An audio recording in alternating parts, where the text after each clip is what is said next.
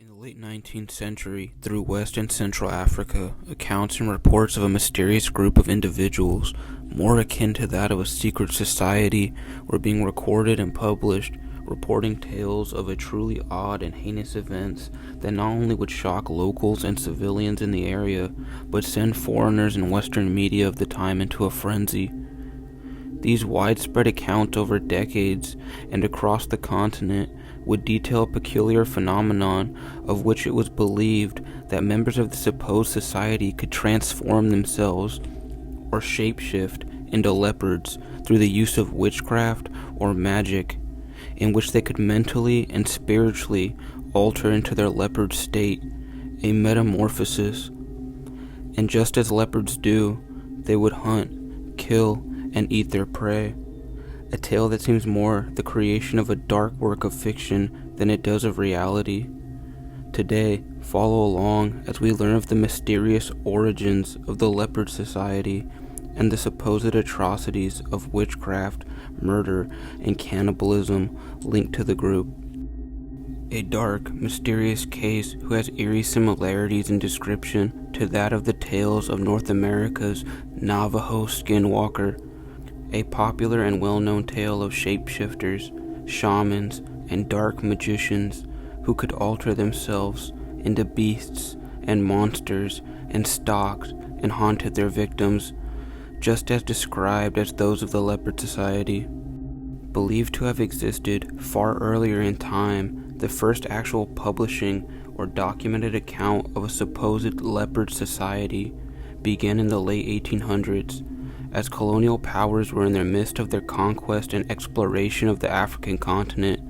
Rumors and tales would trickle down and be passed from locals to their new foreign neighbors, telling of a terrifying and terrible account of a supposed group of shapeshifters. Shapeshifters who hunted men and worshipped the leopard. These rumors sounded as far-fetched to the foreigners as the other wild tales and myths of the land. How could a man alter himself to that of a leopard? How could a man hunt as a leopard? What goal would he have? The locals spoke of atrocities and human sacrifice, a dark force that roams at night, almost unbelievable until the bodies begin to be found, and the number of missing continued to rise. Only then did the local officials and foreigners take notice of this very real issue. Although much information about the true origins and scale of the Leopard Society are unknown and in question till this day, much of what we do know about this secretive sect is that the Leopard Society, or Leopard Men, or Anioto, were names used for one or more secret societies that operated in West and Central Africa between the years of 1890 to 1935. It was believed that members of the society could transform into leopards through the use of witchcraft or black magic involving Borfima. These leopard men would hunt their prey and kill and eat just as leopards do. With several hundred reported murders scattered throughout West Africa in the late 1800s, where the leopard men were suspected, reports of finding victims with claw marks just like a leopard, with body parts missing, and sometimes never even finding a body to begin with. It was reported by locals that these shapeshifters would take their victims' corpses and perform rituals with them, and in the most heinous cases, that these leopard men would consume their victims as part of their rituals and ceremonies. So dark and twisted that many believe the tales or existence of the Leopard Society as myth. But after being terrorized for so long, locals began reporting to authorities all information and suspected individuals they believed to be part of the supposed cult. And slowly but surely, after authorities made their inquiries, hundreds of arrests and eventually trials of reported leopard men murder and sacrifice cases would take place throughout courtrooms in West Africa. This is an excerpt from Kenneth James Beatty, a barrister at law who was overseeing the human leopard trials before the Special Commissions Court of Sierra Leone in 1915. He writes, and I quote, "Captain Beatty, just before leaving for the Dardanelles, I was asked to write a preface. I think that the best preface will be to answer, as far as I'm able, several questions which were frequently put to me upon my return to civilization after the conclusion of the Special Commission's Court. These questions were, what was the object of the Human Leopard Society? Were its members cannibals for the purpose of satisfying an appetite for flesh, or was it done for some religious rite? Would the sentences inflicted by the Special Commission's Court have the effect of stamping out the horrible practice? The first question can be answered with some confidence. The trend of the whole evidence showed that the prime object of the Human Leopard Society was to secure human fat, wherewith to anoint the Borfima. The witnesses told us how the occasion of murder is used to blood the Borfima, but the potency of this terrible fetish depends upon its being frequently supplied with human fat, hence these murders." He writes in his account, "It is not possible to state definitely why the members of the Human Leopard Society ate their victims. There was, however, one outstanding fact.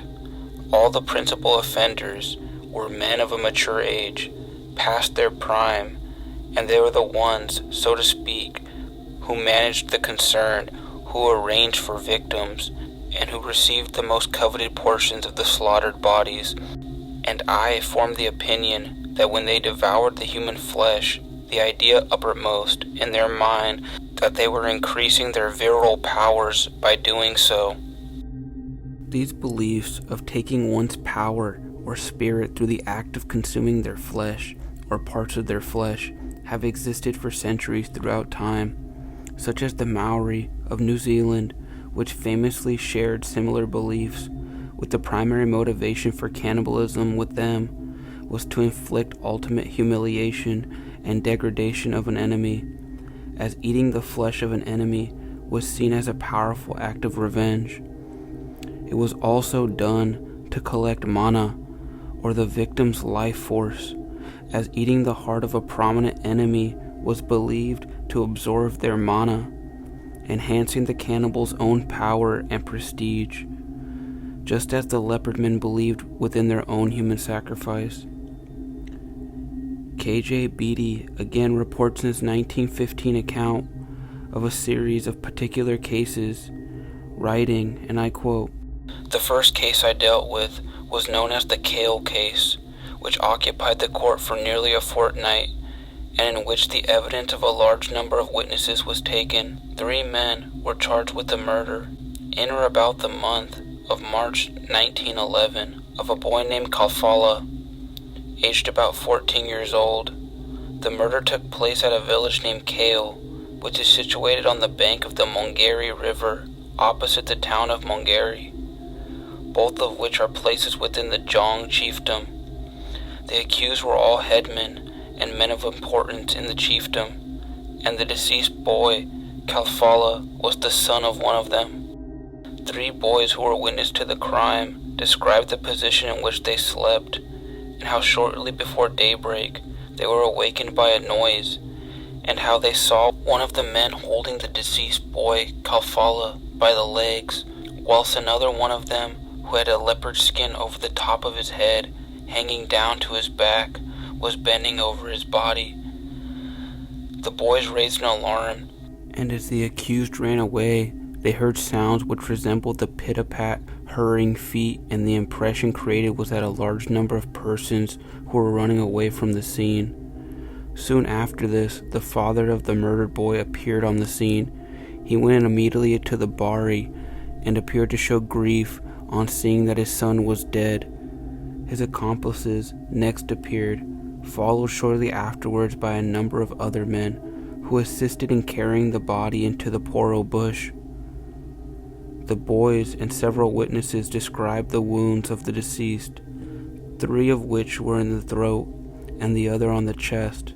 From the description given of the wounds, there could be no doubt that they were caused by some sort of sharp instrument.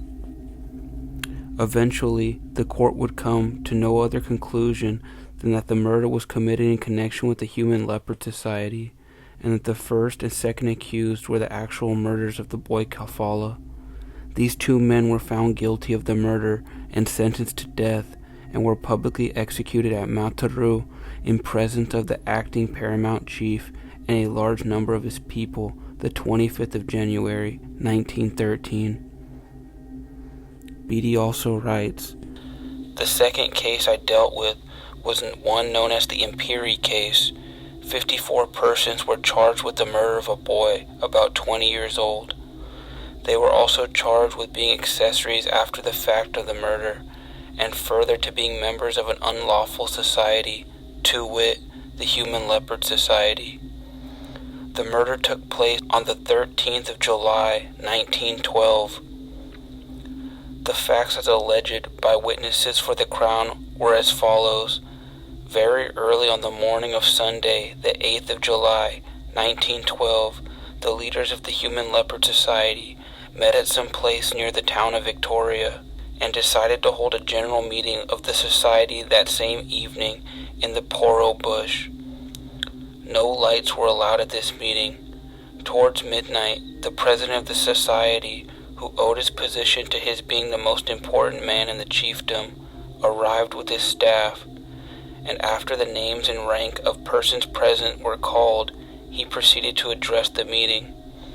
He announced that the object of calling members together was to discuss and consider the question of providing food, or in other words, blood and fat, for their medicine or their Borfima. The chief said that it was some time since the parent Borfima was fed. It was necessary that their own Borfima should also be bloodied and anointed. A discussion then arose as to the means of providing a necessary victim. One of the members present was asked to supply a victim, and when he demurred, it was pointed out to him that it was his turn to do so by rules of the society, and it was suggested that this person to be supplied should be his adopted son, Yagba. Both this member and the uncle of the boy Yagba protested strongly. A heated discussion followed, and finally the two members in question were informed unless they immediately consented to give the boy as asked for, either one or both of them would take his place.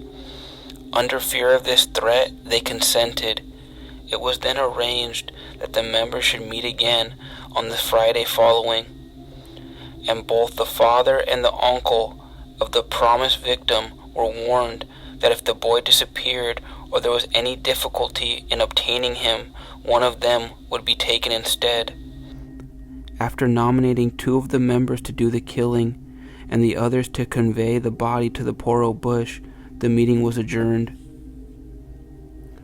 On the following Thursday, as it grew dark that evening, the members of the society gathered together in the Poro bush. The members who were to do the killing were dressed in the regalia of leopard skin. As the evening wore on and the time for sleep came, the boy Yagba, under instructions from his uncle, spread his mat on the veranda of the latter's house and lay down and eventually went to sleep. About midnight, the two murderers arrived and crept on all fours up to where Yagba was lying. One of them held him down while the other stabbed him in the neck with a knife. Death was not instantaneous, as the boy moaned and beat the ground with his feet. This awakened some of the women and a youth who were in the house nearby, and their screams aroused the whole town. An attempt was made by the two murderers to drag the body away, but as a number of people rushed out of their house, they gave up their attempt and fled into the bush, where they warned the others of what happened and got rid of their leopard skin dress. The members belonging to the town hastened back to their own houses before their absence should be discovered by their family members. Eventually, several members would face court tribunals for the death of the boy Yagba and would be executed upon charges of being involved of the Human Leopard Society. with several others receiving life imprisonment. Beatty then writes, The next case dealt with was the one known as the Kabati Case, from the village where the murder took place. Originally, 56 persons had been charged and committed for the trial on charge of murder. The person murdered was a young woman named Meany, and the murder took place in or about the month of May 1911 at Kabati, a small village in the northern Sherbo district. Sometime toward the end of May 1911, a meeting of the members of the Human Leopard Society was convened and held one evening at Mosenge, a deserted village on the borders of the Imperri and Jong chiefdoms. Soon after dark, the members began to arrive. A small fire was lighted, round which members sat. When all those summoned were assembled, the accused, the girl's uncle, was elected presiding officer of the meeting. After discussion, the uncle said that the Borfima needed to be fed and that he would sacrifice his own niece. 4 days later, after the members of the society reassembled at Mosenge, 60 in total, a plan was devised that 2 men in the cult's leopard skin hood and costume would creep into the room where the young girl Meany stayed at her uncle's home. The men somehow persuaded Meany into the bush, as it was said she came quietly and suspected nothing. It was alleged that the third accused then went behind the girl and stabbed her in the side with a large knife. She fell forward and was immediately seized by 4 men and hurriedly carried farther along the path to a small clearing. The other members of the society fell in behind. The body was deposited near where the society's medicine, or Borfima, had been placed, and the veins of the victims' throats were opened so that the blood might flow over the altar. 2 men were nominated to cut the body up.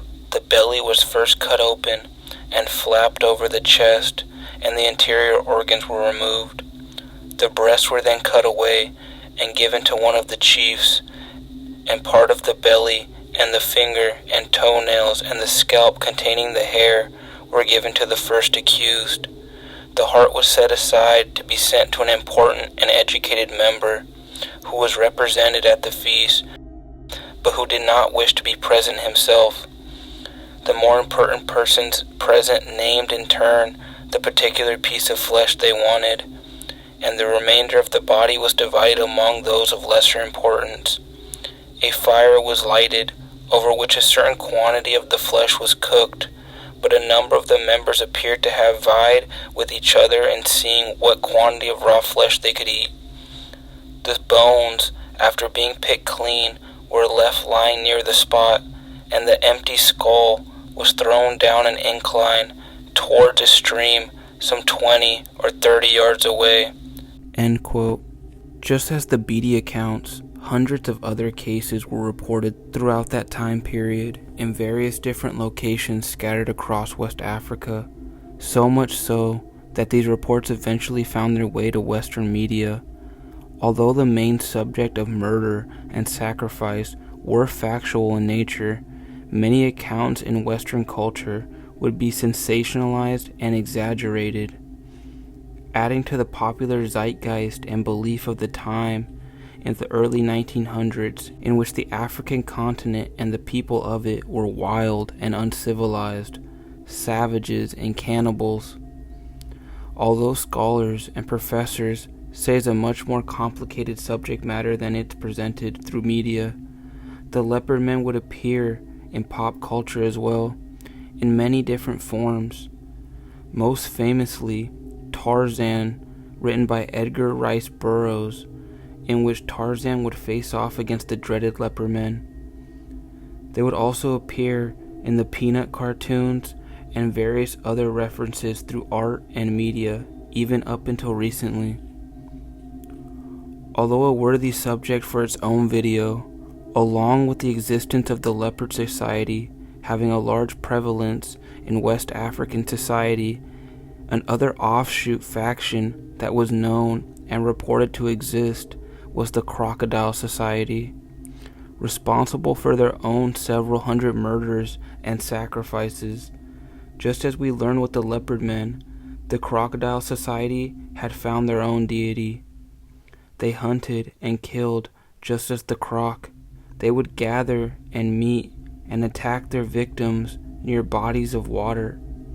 And just like the Leopard Men, they had a Borfima that needed to be fed as well. These dark societies are said to have been stamped out and destroyed as the 19th century pushed on. How many victims and how many sacrifices took place, the number is unknown.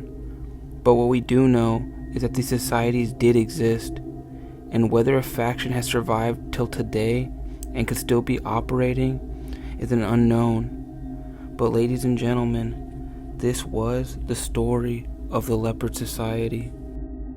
And guys, that's the end of the video. I really appreciate it if you listen all the way to the end. If you did find yourself listening all the way in and you happen to like content of this nature, please consider liking or subscribing to the channel. It helps immensely. Take care, and I'll catch you in the next one.